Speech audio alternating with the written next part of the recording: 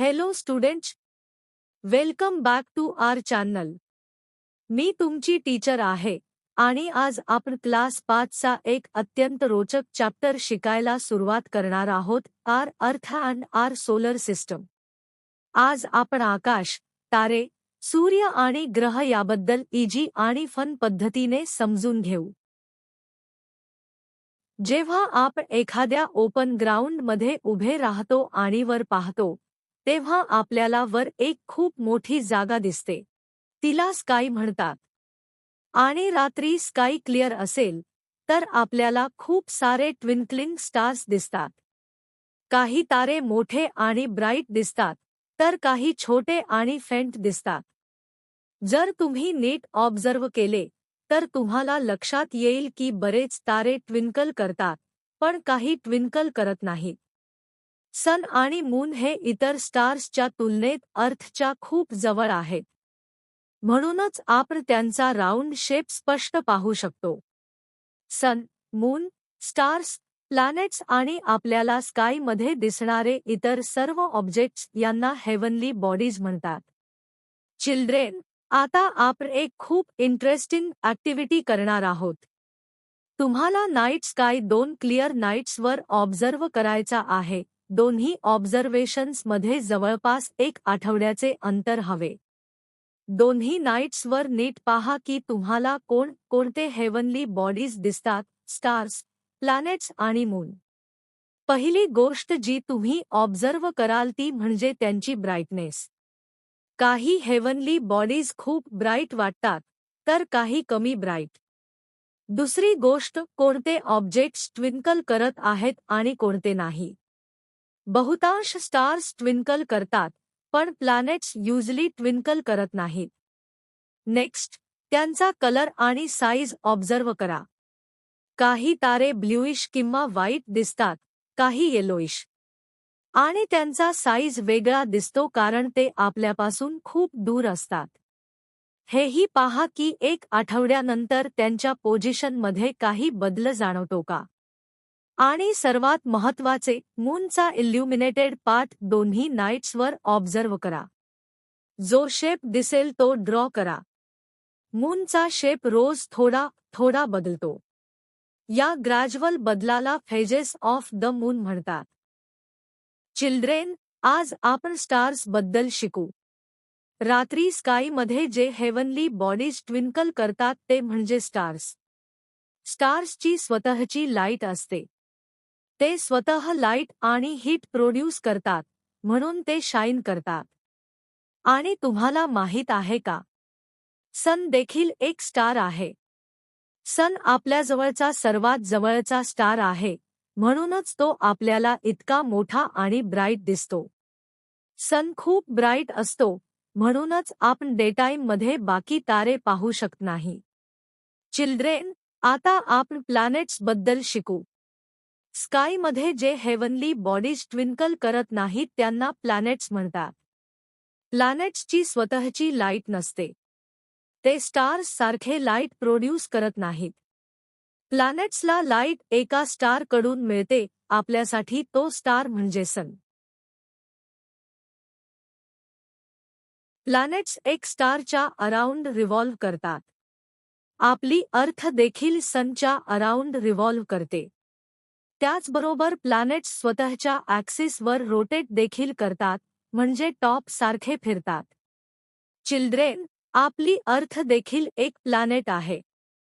ती सनकडून लाईट घेते आणि सनच्या अराउंड रिव्हॉल्व करते. अर्थचे सनच्या अराउंड फिरणे रेव्होल्यूशन म्हणून ओळखले जाते. अर्थप्रमाणेच अजून 7 प्लॅनेट्स देखील सनच्या अराउंड रिव्हॉल्व करतात. या प्लॅनेट्सची नावे आहेत Mercury, Venus, Mars, Jupiter, Saturn, Uranus आणि नेपच्यून. प्रत्येक प्लॅनेट सनच्या अराउंड एका विशिष्ट पाथवर मूव्ह करतो. त्या पाथला ऑर्बिट म्हणतात. सन एक स्टार आहे आणि त्याच्या अराउंड रिव्हॉल्व करणारे प्लॅनेट्स मिळून सोलर सिस्टम तयार करतात. प्लॅनेट्स व्यतिरिक्त सोलर सिस्टममध्ये ड्वार्फ प्लॅनेट्स, ॲस्ट्रॉइड्स, मिटिओर्स आणि कॉमेट्स देखील असतात. चिल्ड्रेन, प्लॅनेट्स व्यतिरिक्त आणखी एक प्रकारचे हेवनली बॉडीज असतात, त्यांना सॅटेलाइट्स म्हणतात. सॅटेलाइट्स प्लॅनेट्सच्या अराउंड रिव्हॉल्व करतात. त्यांचीही स्वतःची लाईट नसते. ते सनची लाईट रिफ्लेक्ट करतात. आपण रात्री पाहतो तो मून, हा देखील सनच्या लाईटमुळेच दिसतो. मून अर्थच्या अराउंड रिव्हॉल्व करतो. त्यामुळे तो अर्थचा सॅटेलाइट आहे. सोलर सिस्टम मधील बहुतेक प्लॅनेट्सचे स्वतःचे सॅटेलाइट्स असतात. आणि प्लॅनेट्स आपल्या सॅटेलाइट्ससह सनच्या अराउंड रिव्हॉल्व करतात. सोलर सिस्टममध्ये काही छोटे हेवनली बॉडीज देखील असतात जे सनच्या अराउंड रिव्हॉल्व करतात. त्यांना ड्वार्फ प्लॅनेट्स म्हणतात. सर्वात फेमस ड्वार्फ प्लॅनेट प्लुटो आहे. ड्वार्फ प्लॅनेट्स देखील प्लॅनेट्स सारखेच सनच्या अराउंड रिव्हॉल्व करतात. ते इंडिपेंडेंटली मूव्ह करतात आणि त्यांची स्वतःची ऑर्बिट असते.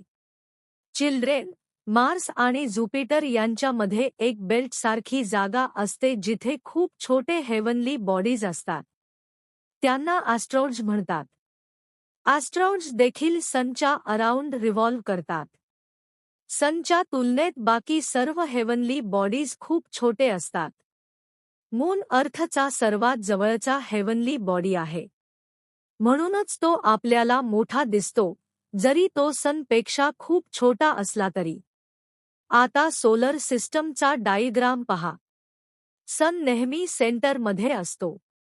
तुम्ही नीट पाहिल्यास सर्व हेवनली बॉडीज आणि त्यांच्या ऑर्बिट्स स्पष्ट दिसतील. या डायग्राममध्ये प्लॅनेट्स, सॅटेलाइट्स, ड्वार्फ प्लॅनेट्स आणि ॲस्ट्रॉइड्स सगळे सोलर सिस्टमचे पार्ट्स दाखवले आहेत. आता डायग्राम पाहून काही क्वेश्चन्स सॉल्व्ह करू.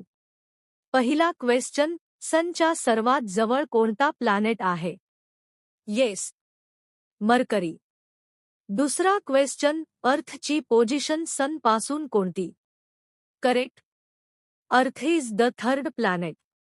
तिसरा क्वेश्चन, अर्थ आणि मर्करी यांच्यामध्ये कोणता प्लॅनेट आहे? Between them, Venus. Next, Mars नंतर कोणते प्लॅनेट्स येतात? जुपिटर, सॅटर्न, उरेनस आणि नेपच्यून. आणि सर्वात दूरचा प्लॅनेट कोणता? नेपच्यून. युनिव्हर्समधील प्रत्येक हेवनली बॉडी एकमेकांना पुल करते. या पुलला ग्रॅव्हिटी म्हणतात. सन आपल्या ग्रॅव्हिटीने सर्व प्लॅनेट्सला स्वतःकडे खेचतो.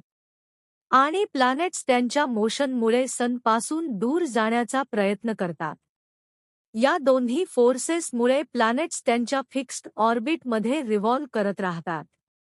याचप्रमाणे सॅटेलाइट्स आपल्या प्लॅनेट्सच्या अराउंड रिव्हॉल्व करतात. जेव्हा लीव्ज, फ्लॉवर्स किंवा फ्रूट्स झाडावरून पडतात, ते कोणत्या डायरेक्शनमध्ये पडतात? रॉक्स हिलसाइडवरून कसे पडतात? रेन कशी खाली येते? सगळे खालीच येते, कारण अर्थची ग्रॅव्हिटी त्यांना पुल करते. आपण काही वर फेकले तर ते पुन्हा खालीच येते, ग्रॅव्हिटीमुळे. स्टुडंट्स, आज आपण एक नवीन शब्द शिकू, स्पेस. स्पेस म्हणजे स्टार्स आणि प्लॅनेट्स यांच्यामध्ये असलेली खूप मोठी रिकामी जागा. अर्थच्या बाहेर असलेला सायलेंट, डार्क एरिया ज्याला आपण आउटर स्पेस म्हणतो, तोच स्पेस. जेव्हा स्पेस हा शब्द ऐका, तेव्हा एक विशाल, एंडलेस, रिकामा परिसर डोळ्यांसमोर आणा जिथे प्लॅनेट्स आणि स्टार्स असतात. ह्यूमन्स नेहमी क्युरिओसिटीने भरलेले असतात, त्यांना नेहमी स्पेसपर्यंत पोहोचायचे होते. पण अर्थवरून एखादी वस्तू स्पेसमध्ये पाठवण्यासाठी खूप जास्त पॉवर लागते, ग्रॅव्हिटीच्या विरोधात जाण्यासाठी. यासाठी रॉकेट टेक्नॉलॉजी वापरली जाते. तुम्ही दिवाळीचा रॉकेट फायरक्रॅकर पाहिलाच असेल.